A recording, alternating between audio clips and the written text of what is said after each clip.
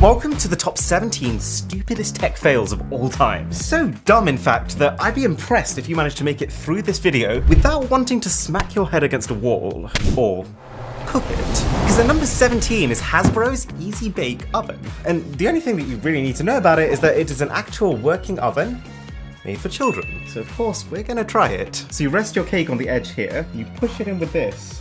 Can't believe this is a real product. You probably won't be surprised then to find out that the Easy Bake Oven had to be urgently recalled after 5 kids managed to get their fingers trapped in the door and burnt from the inside of the oven. And not just surface level burns, deep 3rd-degree burns from not being able to get them out. Hasbro did then offer a free grate for parents to attach to their models to stop any further fingers going through, except turns out it wasn't such a great idea. Because quite possibly in the process of trying to install the grate, a further 77 kids managed to get easy baked. Monumentally stupid idea, but I'll only give this a 2 out of 10 fail because it does seem like Hasbro has finally swooped in and made it almost impossible to singe yourself in the latest models. Maybe I'll downgrade it at the end if the cake sucks. Number 16, on the subject of food.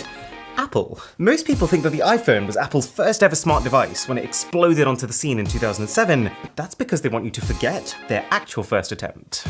The Apple Newton in 1993. It was the first to call itself a personal digital assistant, or PDA. It could store your contacts, manage your calendar, it even came with a stylus inside of it for handwriting notes, and it was basically being sold as the way to have an organized life. Actively helps you as you capture, organize, and communicate your ideas and information. Except that if you bought one, you were almost guaranteeing the opposite. I've just realized the date is set to 1994. I wasn't born then. The Newton's key selling point was that it could understand your handwriting, but the product came out 20 years before the tech was good enough to do that. Okay, so, hello, my name is Aaron.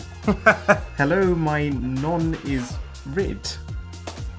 Get rid of you. Oh yeah, and it also cost $1,400 in today's money. 3 out of 10 fail. Man, I feel like I'm getting stupider as this video goes on. So, you might have heard that Tesla's electric cars are absolutely flying right now. There's a 2-year waiting list for them here in the UK.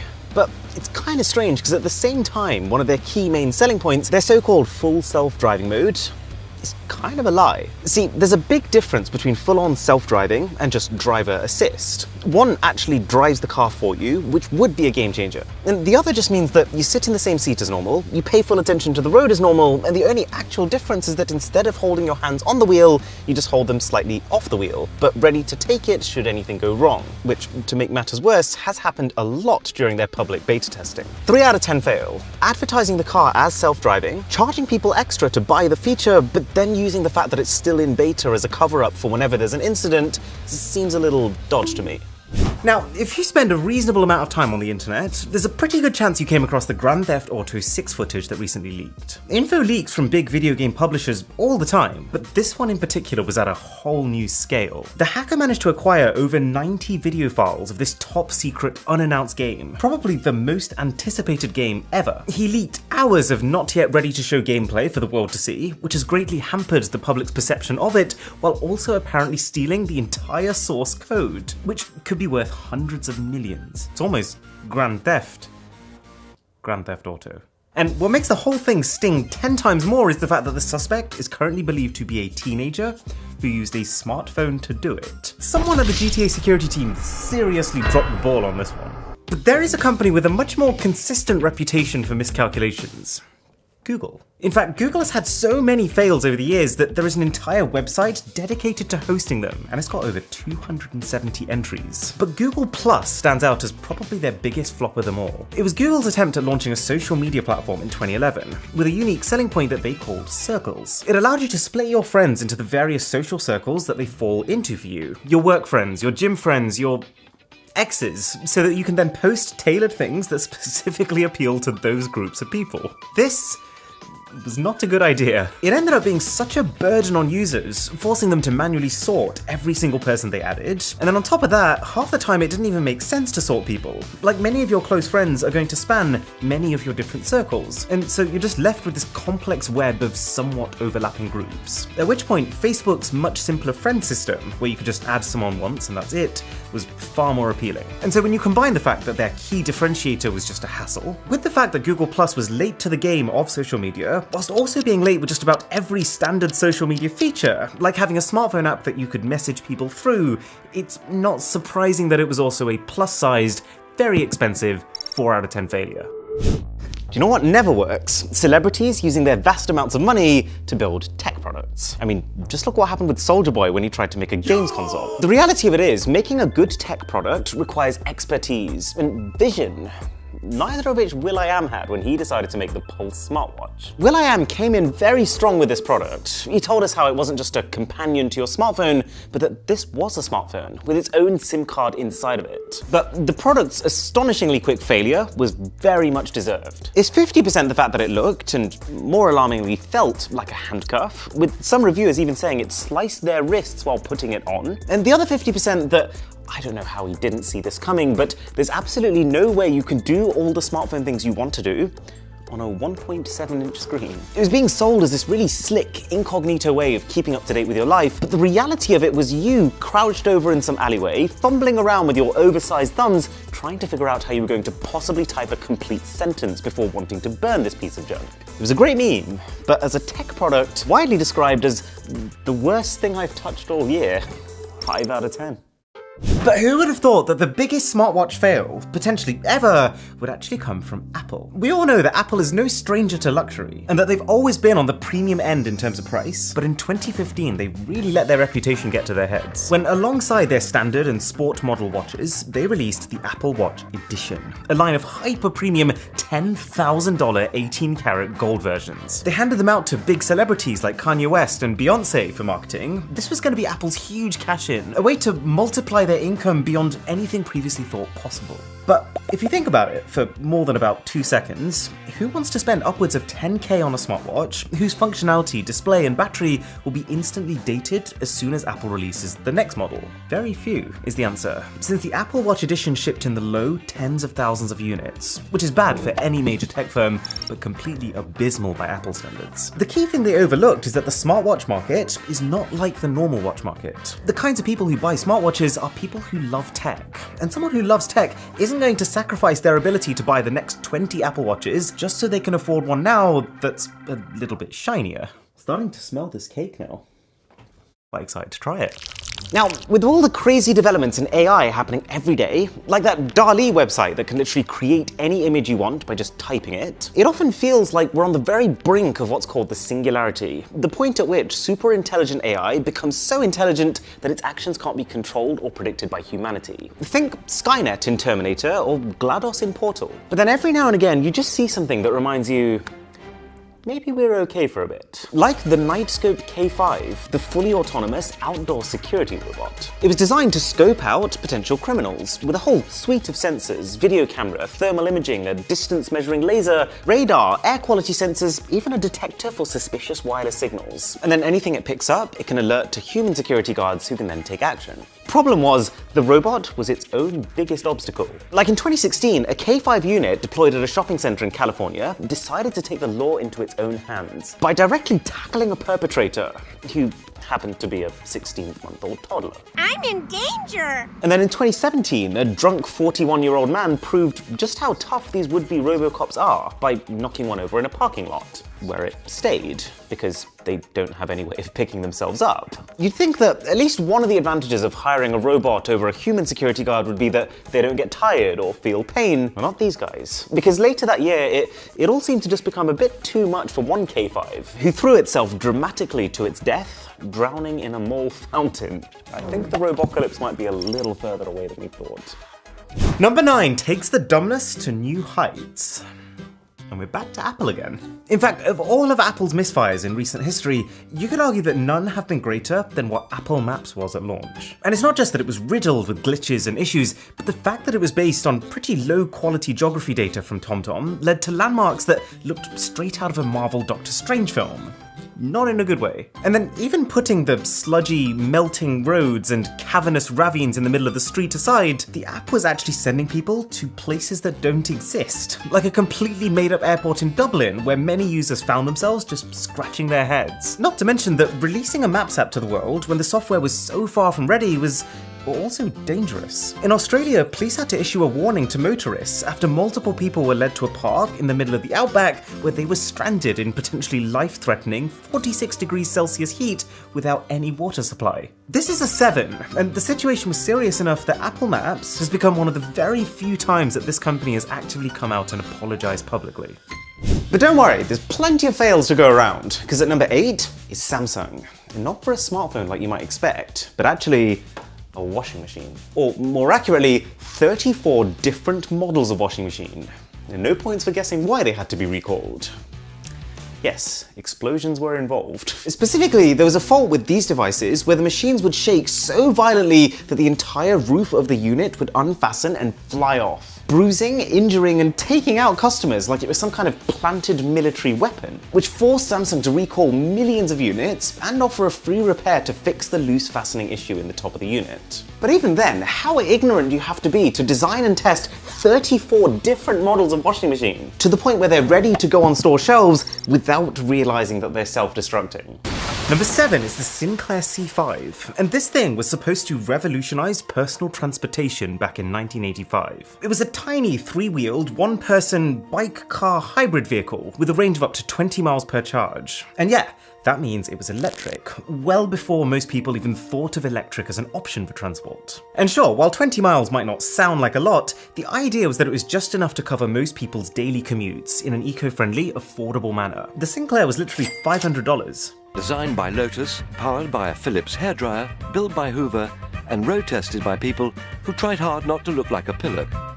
Yeah, it does look ridiculous. And the enthusiasm died off pretty quickly when people realized a few more things about it. That its top speed of 15 miles per hour meant that you might genuinely get to work faster on a normal bike. That its open design didn't give you any kind of weatherproofing, especially unthoughtful given that it was made for the UK first. And that it didn't have a reverse gear. This is no exaggeration. If you got stuck, you would have to get out your car, go around to the front, lift up the nose, and manually turn it around. Imagine the scenes. I'll give it a 7, but just imagine if you got into an accident in this thing. It could have been worse. Well, have no fear, because this next one definitely is. See, back in 2012, when cable TV was still the standard, and Netflix was just a baby, a new company called Aereo entered the scene.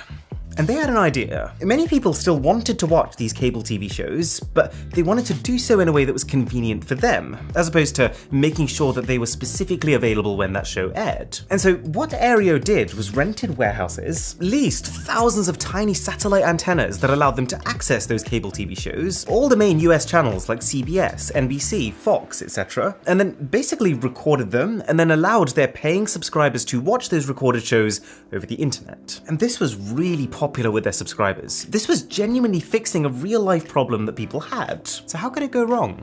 In the most brainless way possible, of course. Intelligent concept and advanced technology aside, the one key thing that Aereo overlooked was actually securing the rights to redistribute any of the channels they were streaming, which effectively earned them a fast-track ticket all the way to the Supreme Court, the highest federal court in America, where several of the biggest TV networks in the entire country sued them into oblivion for profiting off their products. Aereo had to immediately shut down their services after the case in 2014, and filed for bankruptcy the same year. Alright, we're in the top 5. So, you've heard of GMO foods, right? GMO stands for genetically modified organisms, and it's where biologists use genetic engineering tech to edit the DNA of crops to make them more appealing to eat. Like creating tomatoes that can grow larger and last longer on store shelves. But someone always takes it too far, like we found out with the company Recombinetics, who apparently found a way to genetically modify the DNA of a cow so that they could grow up without sprouting any horns. Usually, farmers have to remove the horns from their bulls for safety reasons, so this would be huge for both the farmers and the animals. Recombinetics claimed that they'd only done what could already be done through standard breeding practices, just a lot faster. So they argued that their GMO bulls didn't need to be regulated by the US Food and Drug Administration, which is always a little sus. And of course, when they inevitably did get investigated, we found out why. Turns out, scientists at the company had accidentally spliced bacteria DNA into the cow's genes. And I mean, the fact that they'd unknowingly contaminated the gene pool was already catastrophic enough, but the fact that they'd also potentially made them resistant to antibiotics would have made them a serious hazard for future cows birthed by them and humans who were gonna eat them. I'm gonna give this one an 8 out of 10, because once authorities realized what had happened, they had no choice but to kill the animals by incineration to stop the further spread of these genes. And the violence is only about to escalate with number 4. So you've probably heard, America has a bit of a gun violence problem. And the debate over the solution is unbelievably deep and complex. So it was equal parts worrying and hilarious when Axon, a company whose mission statement is to protect life, very publicly announced their solution to mass shootings. Let's put police drones with remote operated tasers built into them in high schools. My goodness, what an idea. Why didn't I think of that? Don't get me wrong, I applaud them for trying to make a difference, but it's such a tone-deaf idea that you could very easily see actually increasing the levels of violence. The announcement immediately became the laughingstock of Twitter, and then what made the situation even more ridiculous was seeing the backlash. Axon then responded by admitting that the majority of its ethics advisory board actually strongly opposed the project, but that the company had basically ignored them, which actually makes them look even worse, and led to 9 of the 12 board members resigning in protest, all making this Axon company look like one big joke. You know, maybe if they'd come out with something more like Samsung's washing machines, people might have taken them more seriously. Now, thankfully, Axon's taser drone never made it to production, but the Russian chess robot did. And much like the K5 robot from before, also managed to attack a child. I get you want to win, but that is too far. From the video, it seems like the 7-year-old boy tried to make his move while the robot still thought it was its turn. And so the robot ended up grabbing his finger, squeezing too hard, and fracturing it. And then on top of that, officials from the Russian Chess Federation also had some slightly strange responses to the incident. Like the vice president, Sergei Smagin, kind of blamed the boy, claiming that it happened because he violated the safety protocols. Stupid kid who committed that terrible crime. And then I remember the Chess Federation's president made a truly insightful and emotional statement. The robot broke the child's finger. This is, of course, bad. You know, I wasn't sure how to feel before hearing that, but now that I know it's bad, it really cleared things up for me. 8 out of 10 fail. Wait, did I just lose? Now, every now and again you hear an idea that's just too good to be true. Like the fact that you can subscribe to this channel for free. And it usually ends up that that's just because the consequences haven't been thought through properly. And maybe the worst example of this in history is MoviePass, a subscription service that allowed users to see a movie a day in cinemas for only $9.95 a month. Now, considering that that's barely $1 more than the average price of a single movie ticket, that's an insane deal. Like if you took full advantage and went to see a movie for 31 days of the month, you'd be saving upwards of 95% on those tickets. MoviePass could have saved Morbius. But wait, slight issue, MoviePass still had to actually pay cinemas to get the tickets. Their profit model was supposed to be that they were offering a deal that was so good that the majority of consumers would buy it and not even feel the need to take full advantage of it, thereby making their money back on the users who used it just once a month, or the ones who just forgot they subscribed and didn't use it at all. Now, if that sounds stupid, that's because it is. This profit model was so fragile that even if those users only bought an average of just 1.5 tickets a month, MoviePass would still be spending more paying the cinemas than they were earning from subscriptions. And obviously, MoviePass subscribers were going to book more than 1.5 tickets. People were seeing movies every other day, stocking up on tickets for later dates, and being so careless with what they were booking because it wasn't costing them anything that half the time they didn't even show up to the viewings, leading to MoviePass leaking cash from every angle and pretty shortly filing for bankruptcy. 9 out of 10. Did not see that one coming. But MoviePass has got nothing on the stupidity of the Gilbert U-238 Atomic Energy Laboratory. Sorry, what? The Gilbert U-238 Atomic Energy Laboratory was a playset launched for kids all the way back in 1950. Think of it like those modern-day chemistry sets that you can buy for your home. Except this set allowed children to create and watch nuclear reactions using real radioactive chemicals. It's bad enough what an actual piece of uranium can do to a fully formed adult from meters away, let alone what it can do to kids, physically playing with it, and sometimes eating it. 10 out of 10. And speaking of which, I think our cake is done. So you stick this attachment in. Ow! Ow! Kind of demonstrating my own point here. Okay, here it is. Speaking of moments of stupidity, I had one myself not that long ago. I managed to compromise my email account because one of the sites I'd signed into had a data breach, and my personal data, alongside hundreds of thousands of others, just got ejected into public space. Just like I'm about to eject this into my space. Now, this could have been a major problem if it weren't for the Surfshark alert feature, which monitors all the sites you have accounts with, and the moment it detects a vulnerability, lets you know so you can do something about it. And alert is just one small part of the total Surfshark package, which gives you a high-speed unlimited user VPN, the simplest antivirus I've ever used, and a secure internet search that's not just private, but also ad-free. And the craziest part of it is that this whole Surfshark package together is not $10 a month or even $5 a month, it's $2.49, which split between the 7 people I share it with, literally works out to 36 cents. So, give it a go. And if you hit the link in the description and use the code BOSS, you'll get it not just for that $2.49 a month price, but also 3 months for free on top of that, fully refundable. You know what, after all that, this is actually a 10 out of 10 cake. I'll take the credit for this one.